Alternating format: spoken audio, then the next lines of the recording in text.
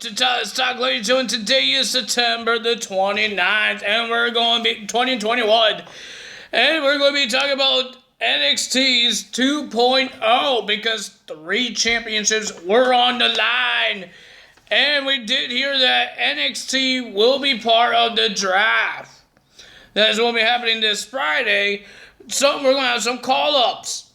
I'm hoping there's going to be some good ones. I don't think the younger guys, the newer guys, will be called up. I think the old school NXT guys will be called up to Monday Night Raw or SmackDown. Speaking of the draft, ladies and gentlemen, I want to be surprised. I want to be surprised who goes to Raw and who goes to SmackDown and which NXT call-ups will be happening. So the 2 days that we'll be doing the draft, I will be watching it live and at nighttime, just like we do with the pay-per-views. I'm going to give you guys the video. So we're not going to wait until Saturday for SmackDown results or Tuesday for Monday Night Raw results. We're going to do a Friday night SmackDown results and a Monday night Raw results because I want to be surprised for the draft. I think you guys want to be surprised if you guys didn't see the draft because you guys are working or you have school, you have bedtime because of school and work. Stuff like that. But ladies and gentlemen, now I can tell you guys who will be in it, and I will be surprised. And I will cheer who's going where, or boo because I didn't really care about this person. But all these wrestlers in NXT, Raw and SmackDown, they're all very talented. But there's some people that, because they're not really doing anything in Raw or SmackDown or NXT, I don't really care. I could care less because just like Drew Gulak, what has he done? What is he doing? Going for the 24/7 title? Getting a little TV time for the 24/7 title? Not very. I don't really care where he goes to. But somebody big like Bobby Lashley, Drew McIntyre, even the Usos, leaving a brand, that would be more big than Drew Gulak and Akira Tozawa. Sorry to say it. But ladies and gentlemen, let's get to the NXT 2.0. We don't have a lot of big segments here. We just had Joe Gacy saying a whole bunch of words because something happened in the social media thing. I don't even know what happened. But something happened, and I guess he tried to clarify that in his own words. I don't know. Something like that. And then we have Lacey Legend. Had her own talk show. It wasn't in the ring this time. It was on a stage.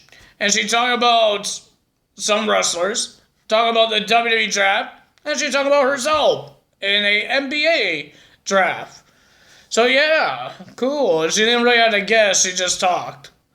So, and we had the honeymoon of Dexter Lumis and Indy Hartwell, and ladies and gentlemen, beginning of it, they look like we're having fun on the beach. Until Candice LeRae put something in Johnny Gargano's head. Because she says, yeah, it's innocent now, but wait until at night. And Johnny says, what happens at night?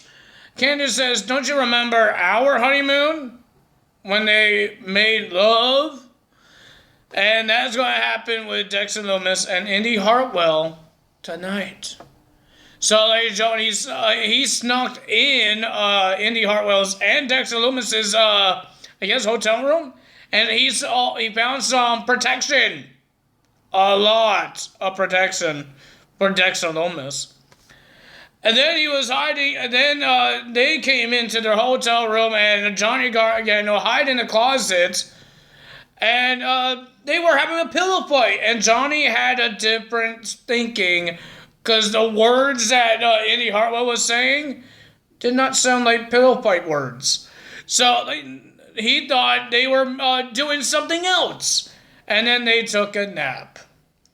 And then Johnny tried to sneak out, and then Dexter Lumis just opened his eyes like a killer. And he just stuck up his thumb up. And then, ladies and gentlemen, and then he just pulls out the protection. And yeah, interesting things. NXT is going to turn into Attitude Era. And we all know some people will hate it because, sorry for the, I'm trying to fix my camera here. Some people are gonna hate it because they're just people. They're haters. They do it on AEW, they do it on Impact Wrestling, they do it on WWE. It doesn't matter. I'm entertained with every single show of WWE and AEW and Impact Wrestling. I don't really care. I don't hate. I just like to be entertained. I would love to go to every live event in different shows. I went to WWE. I want to go to Impact Wrestling. I want to go to AEW. Those are my goals. I went to a Destiny Wrestling event. Now I want to go to an Impact Wrestling. I want to go to an AEW event. Those are my goals to do right now. Because, ladies and gentlemen, I want to go to these places. I went to WWE already. I loved it. And I've been in Destiny Wrestling. I've been in an indie show events multiple times. And now I want to go to an Impact Wrestling and a AEW event whenever they come to Canada. But ladies and gentlemen, let's get to the matches, ladies and gentlemen. We have a no DQ match to start off NXT 2.0. We have Elektra Lopez versus Beef Fab in a no disqualification match. I thought it was a pretty good match. They kind of fought like little divas in the beginning, and then it turned into a brawl, a grudge match. But ladies and gentlemen, the winner of that match was Elektra Lopez getting the win.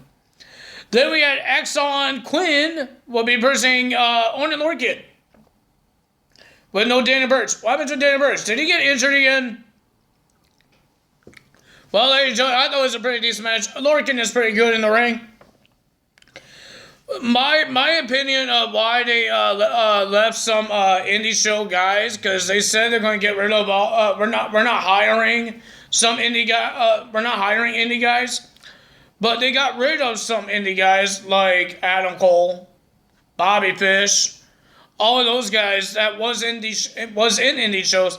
But they kept like Tommaso Ciampa, Johnny Gargano, Pete Dunne. They kept Oney Lorcan. I think Oney Lorcan been in indie shows. I think they're doing that to like teach the newer guys how to wrestle. Because these guys been in shows before. They've been on NXT for long, not forever, but for long. And I guess they're just going there to teach them. Some of them loses, some of them wins. So that's what I think. But ladies and gentlemen, it was a pretty decent match, not bad. But the winner of that match was Exxon, I forgot his name, Quinn, getting the win against Lorcan. The first match of NXT, first championship match I meant, was the NXT Women's Tag Team match. Io Shirai and Zoe Stark defend their titles against Gigi Dolan and Jacy Jayne. The Toxic Attraction with Mandy Rose in their corner. I thought it was a great match. I enjoyed this match. Back and forth, and we thought we could have new champions. But ladies and gentlemen, the winner of that match was Zoe Stark and Io Shirai retaining their women's tag team titles. Then we had Boa versus Andre Chase. Andre Chase didn't have a really good attire. He was wearing his normal things that you wear in his entrance and his ring attire. I guess he was a college guy, I guess. He did a pretty good job there. He wouldn't stop trash talking with the witch, Mi Yang. And then the last time he talked trash, he went outside the ring and went into her face, and she just spit in, did like a black mist into the face of Chase. And Boa gets the win. Chase, why would you walk up to a witch? She looks like one. She is scary like one. Why would you go up to that? I will not go up to that. I'll be scared. Please, nobody dresses like her in Halloween, because I would definitely not come out of my apartment. Please don't dress like her. Please don't. That's creepy. Then we have Roderick Strong defending his cruiserweight title against Grayson Waller. And ladies and gentlemen, this match was pretty good as well. Grayson Waller did a good job. He was outside the ring, and then he went through the middle rope, and he did a stunner inside the ring while he was doing that. He rolled through the middle rope, and he did a stunner. That was amazing. I like that. This guy was great. I think this guy actually could win the Cruiserweight title when he gets more experience in this business. But ladies and gentlemen, I thought it was a pretty decent match. I enjoyed it. But the winner of that match, and still your Cruiserweight champion, was Roderick Strong. Then we had Kyle O'Reilly versus Ridge Holland. Before the match even started, Kyle O'Reilly attacked Pete Dunne and Ridge Holland because remember 2 weeks ago, they attacked Kyle O'Reilly. He was supposed to be in the Fatal 4-Way match it was for it to become the number 1 contender to versus Samoa Joe, but Samoa Joe had to vacate that title because of injury.